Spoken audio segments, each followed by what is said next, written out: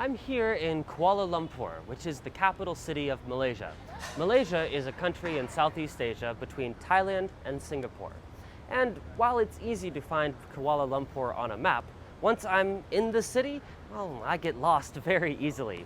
And whenever I'm lost, I need to ask for directions. Hey, excuse me.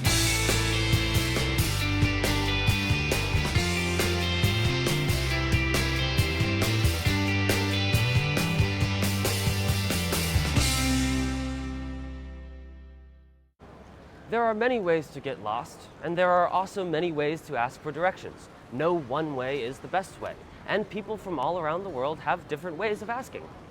So, when you are lost, how would you ask somebody for directions? Well, I would first greet them nicely and then would directly ask them, well, how can I get to that location? Yeah. I use Google Maps. I approach a man or a woman and I say, "Excuse me, by chance, can you help me get to the park?" I would say that, excuse me, can you show me the way?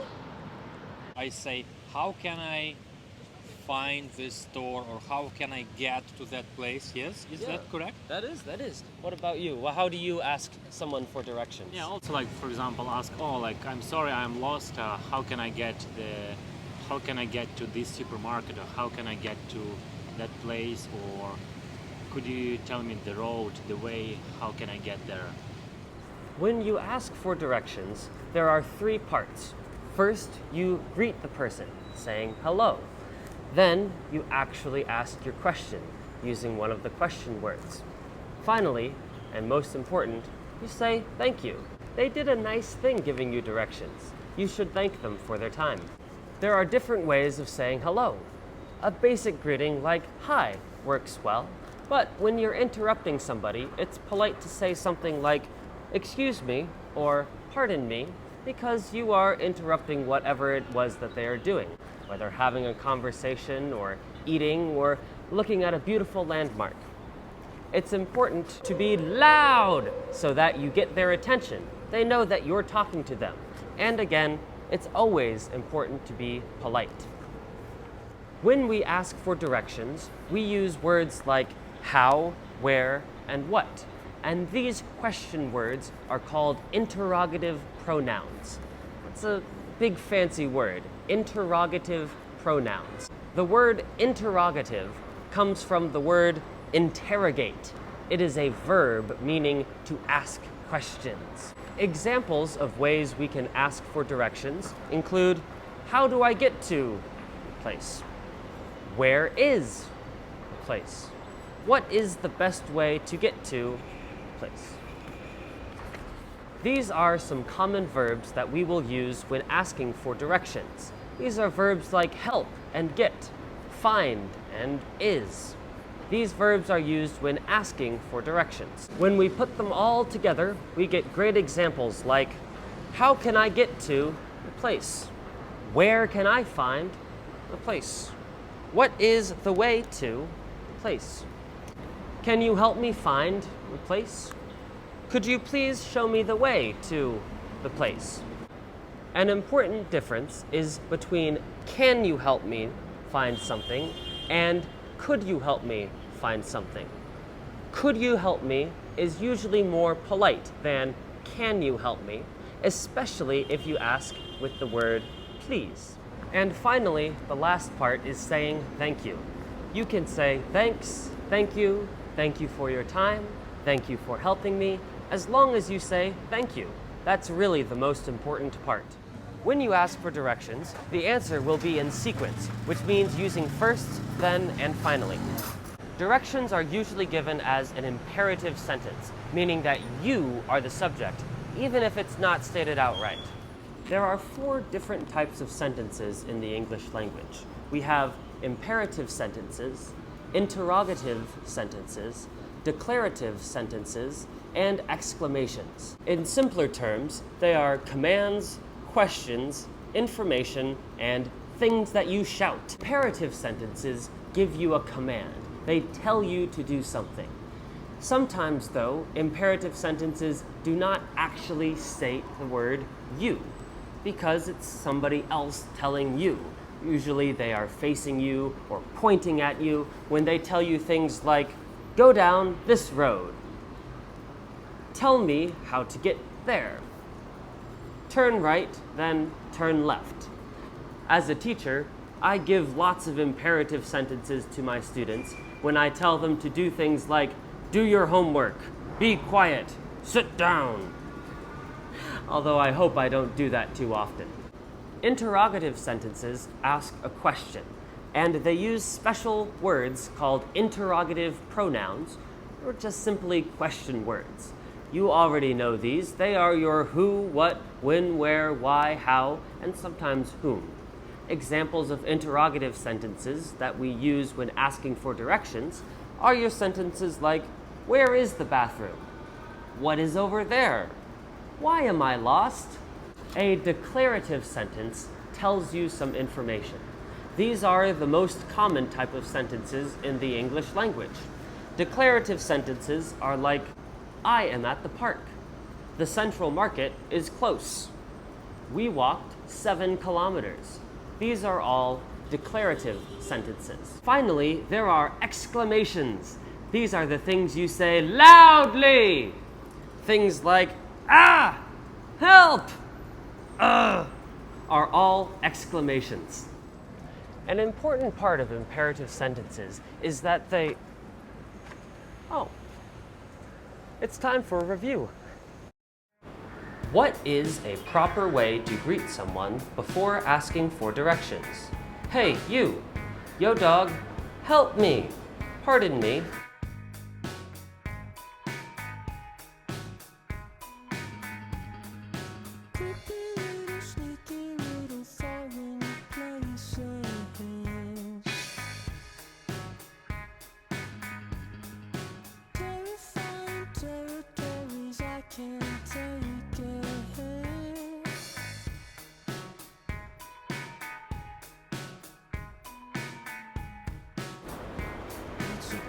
Which is an imperative sentence?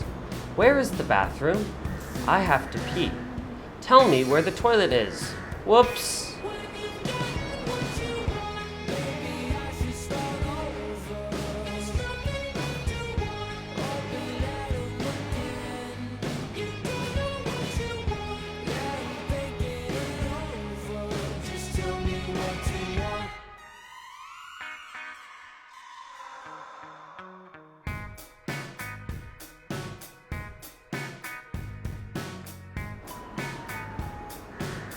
Which is an interrogative pronoun?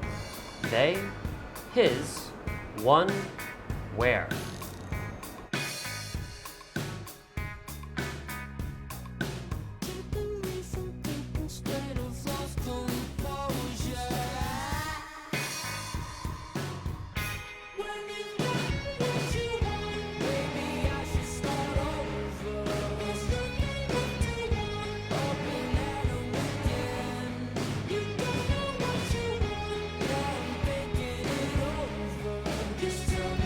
Which sentence type tells you information?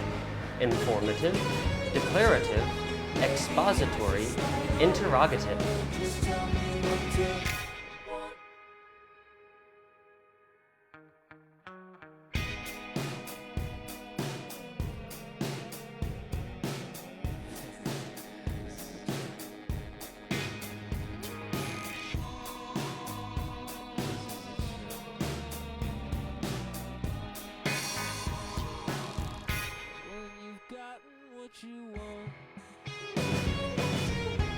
What is the most polite way to ask for directions?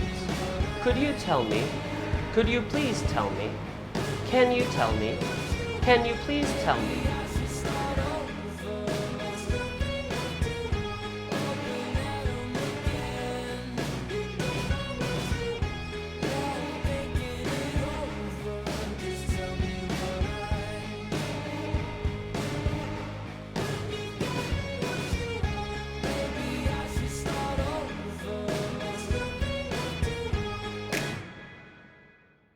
Enough talk. Let's go ask for directions.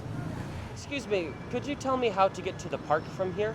Yeah, of course. So first you're going to take a right. At the intersection, you're going to take a left. And finally, you are going to go straight and the park will be on your right. Excellent. Thank you so much. Yeah, no problem. Let's take a closer look at the directions she just gave us. Yeah, of course. So first you're going to take a right.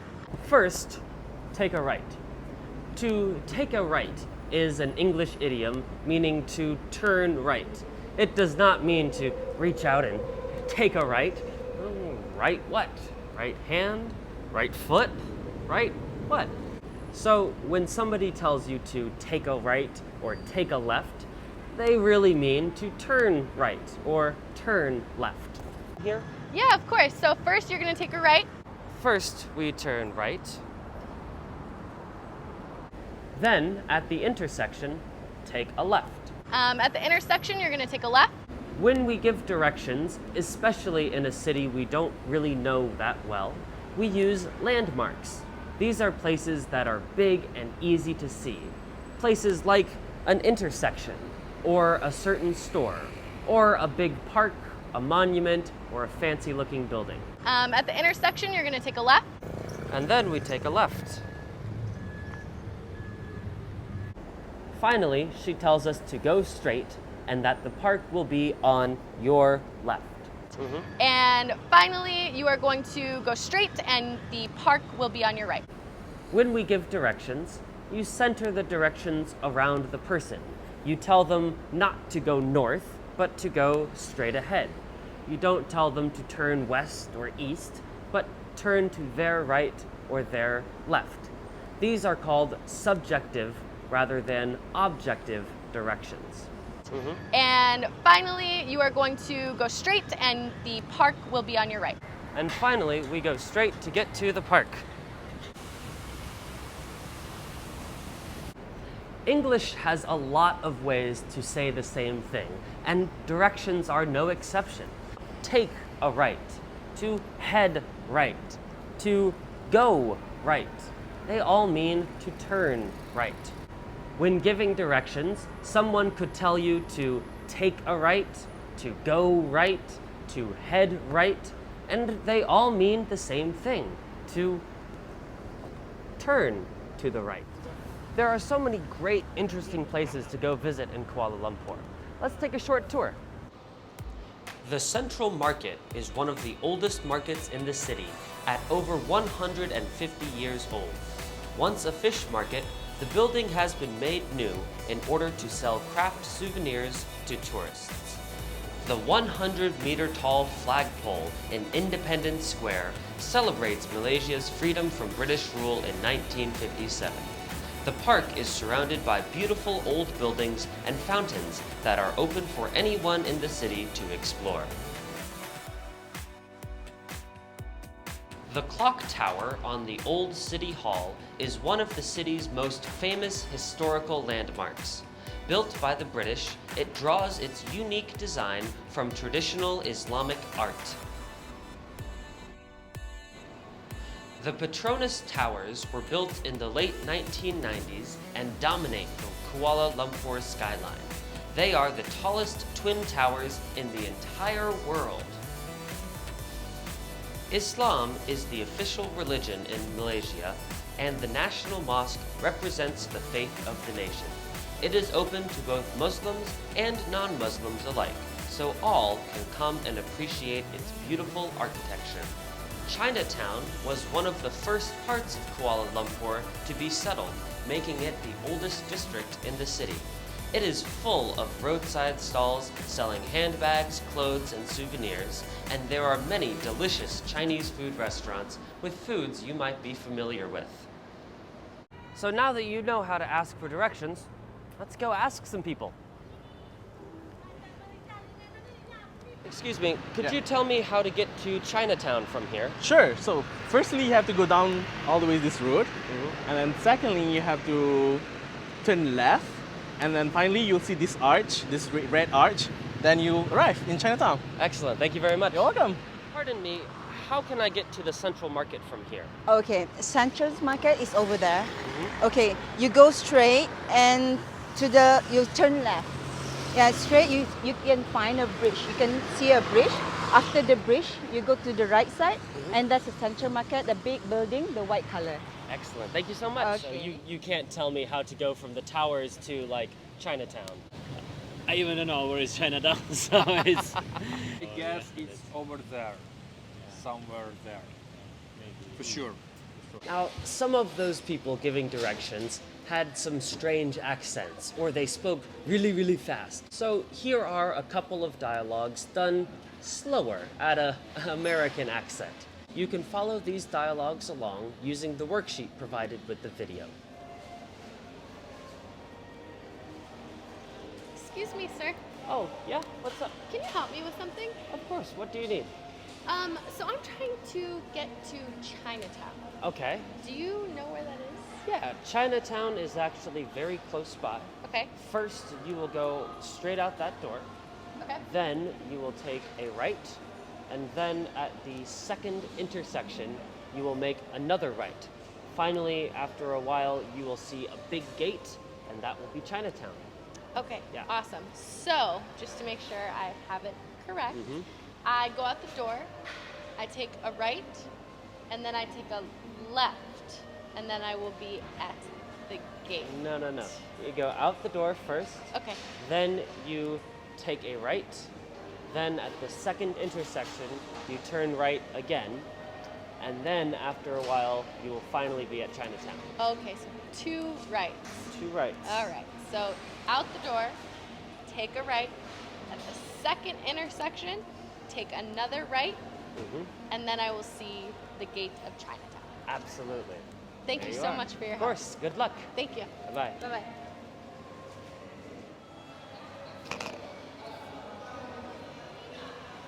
Hi. Oh, hello. By chance, can you help me? Yeah, what's up? Awesome. So I'm actually trying to go to the National Mosque. Okay. Do you know where that is? Yes, the National Mosque is very close. However, right now it's closed. Oh, But shoot. right next to it is Independence Square, which is also really cool. And I would totally recommend going there as well. Oh, so great. By chance, can you tell me how to get there? Yeah, Independence Thank you. Square is easy. You take the exit over there and get out of this building. Okay. Once out of this building, you take a left and go down for about 3 blocks. At a big gate for Chinatown, you will make a right. And then if you keep going straight, you will hit Independence Square. So many directions. Okay, let me repeat here. So Yeah. I go out the door, Uh-huh. I go left, You go left, yeah. and I go a few blocks, Mm-hmm. and then I turn right, Right at the big gate of Chinatown. the big gate of Chinatown, and then I will be at Independence Square. Yes, you'll see it. It has a big giant flagpole. Amazing. Thank you so much for your help. Of course. Good luck. Bye-bye. Bye-bye. Now it's time for some final review to see what it is that you have learned. What are the 3 steps of asking for directions?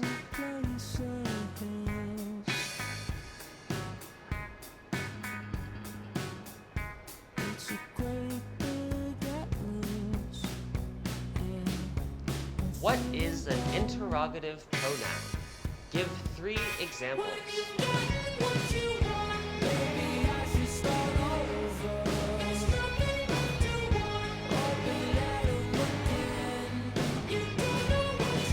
Which sentence type has an implied subject and?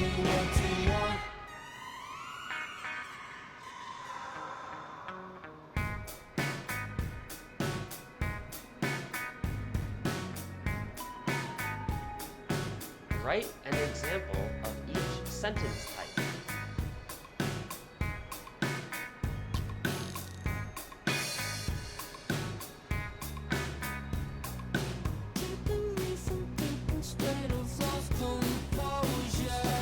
How can you be polite when asking for directions?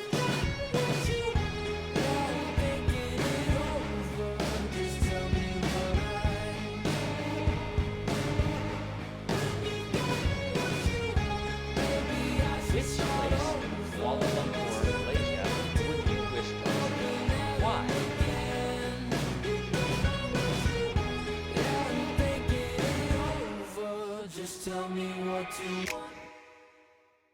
Well, that's about the lesson for today. I hope you enjoyed following me around Kuala Lumpur, and I hope that you learned something about asking for directions. If you have any questions about this video, I will be putting a QR code link to my Weibo in the description or right after this video. If you have any questions or comments, please leave them on the Weibo page, and I will see you all next week. Bye-bye.